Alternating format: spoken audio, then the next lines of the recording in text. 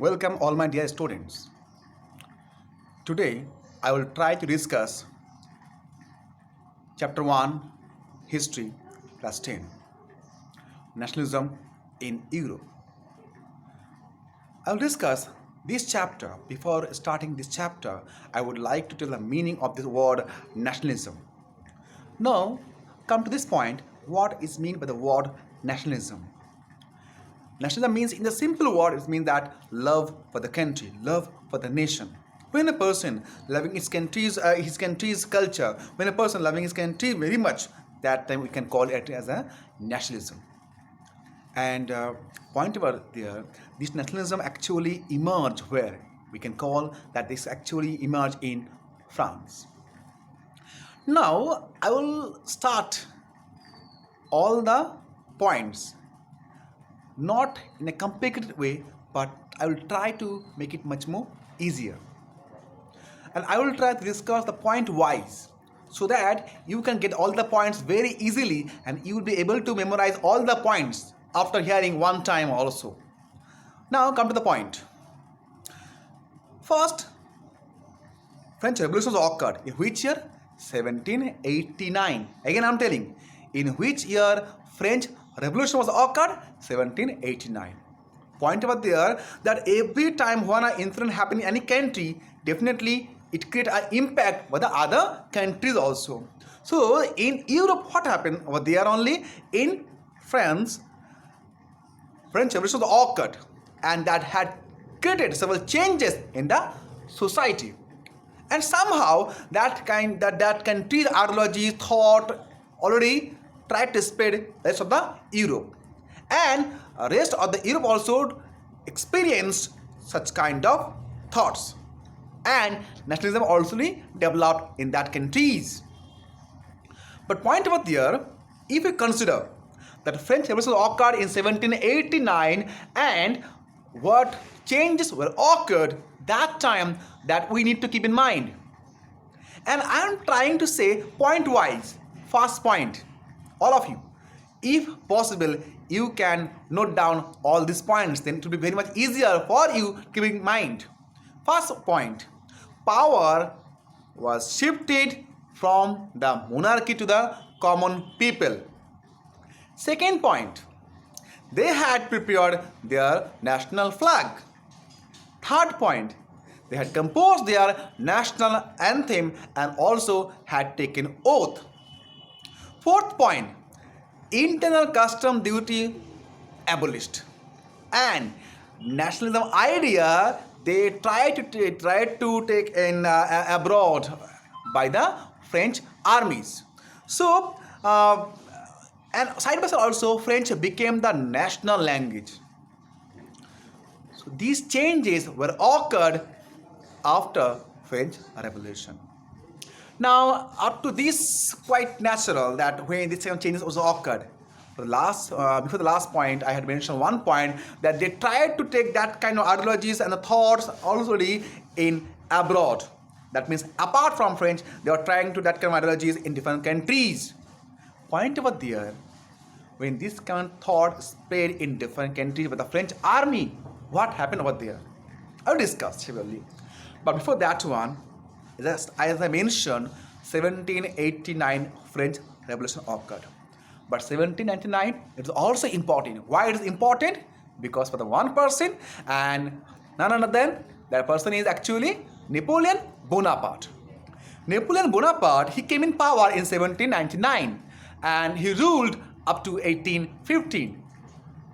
But before coming in this point, I am giving one information that Napoleon earlier time fought for establishing democracy. But when he captured the power, he himself established the monarchy.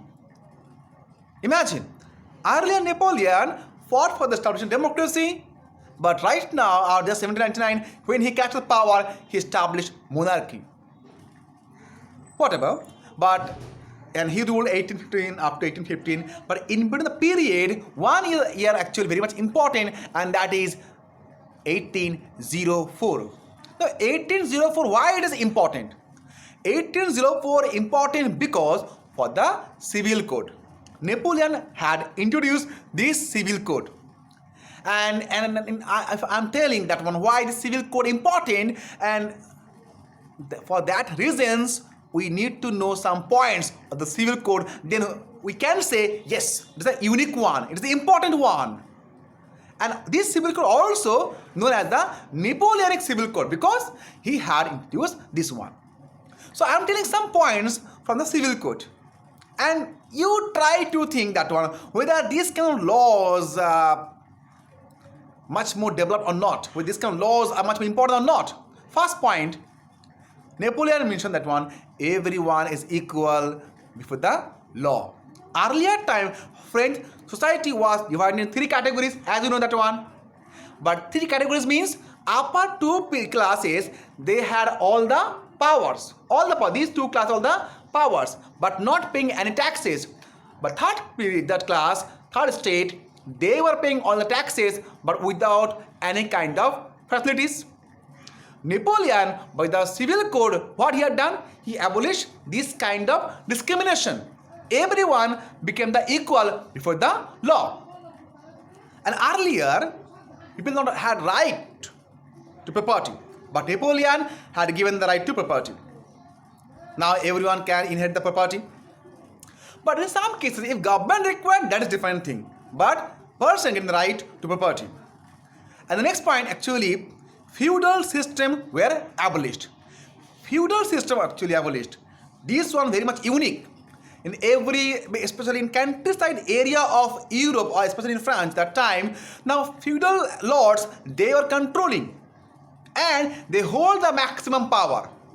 Many people were forced to work under them and they cannot change that lord. Imagine, you can say one kind of slave under the feudal lords. Napoleon, by the Napoleonic civil code, what he had done, he freed all this kind of serfdom procedure, serfdom's law. Now many people become freed peasants. And also, what he had done, he also abolished guild restriction. Now why it is important? Actually, guild making several laws regarding the trade and the commerce, and that created several problems regarding the trade. So what he had done, he abolished the guild restrictions, and now it became easier one to do trade from one area to another area. And for doing the trade also, and for the movement of the soldier also, good communication system also required. So Napoleon had also transport and communication system developed. So these are the some principles of the Napoleonic civil code, which we can get and we can say it is much more important.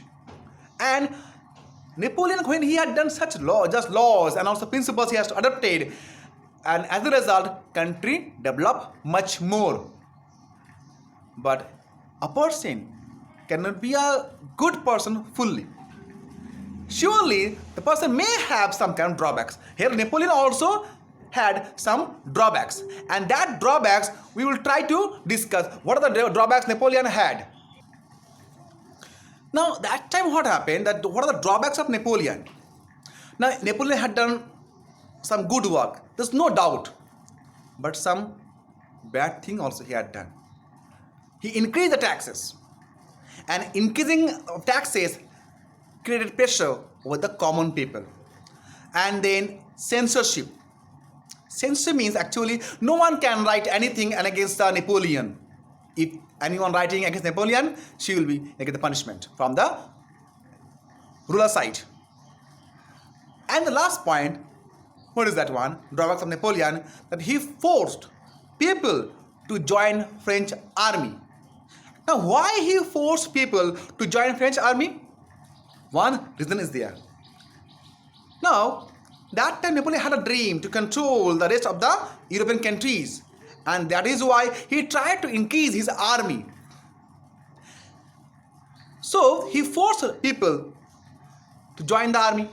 Imagine if I'm here and then someone forcing me to go out of just my home, and I will not be happy. But same thing happened regarding the Napoleon time. Napoleon forced people to join the French army because he wanted to increase the number of the armies so that he can create control over the rest of the Europe. And for these policies, for these drawbacks, people become angry against the Napoleon. So after discussing these 3 points, what the changes was occurred after French Revolution, then some points from the Napoleon Civil Code and drawbacks of Napoleon. These points I have discussed, and after discussing these points, I'm just asking few questions. You try to give the answer, so that one you can prepare yourself. First question: in which year French Revolution was occurred?